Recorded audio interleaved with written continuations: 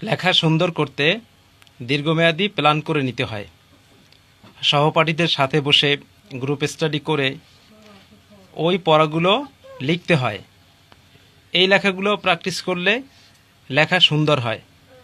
শিক্ষকের সহযোগিতা নিয়ে লেখাগুলো সুন্দর করা যায়।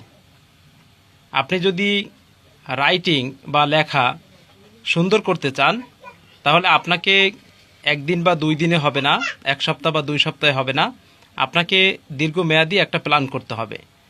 তো এই দীর্ঘমেয়াদী প্ল্যান আপনাকে আলাদাভাবে করা লাগবে না।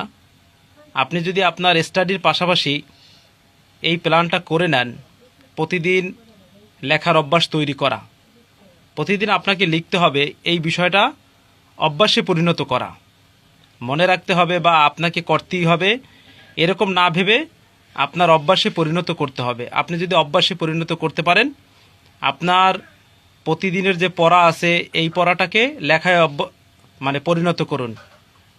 তো লেখায় যদি পরিণত করতে চান তাহলে আপনাকে লেখায় অভ্যস্ত হইতে হবে।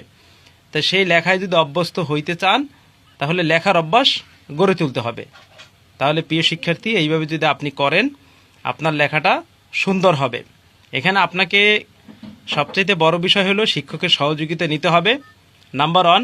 দ্বিতীয়ত, আপনি সহপাঠীদের সাথে একত্রে গ্রুপ স্টাডি করে আপনি এই লেখাটা সুন্দর করতে পারেন। ধন্যবাদ।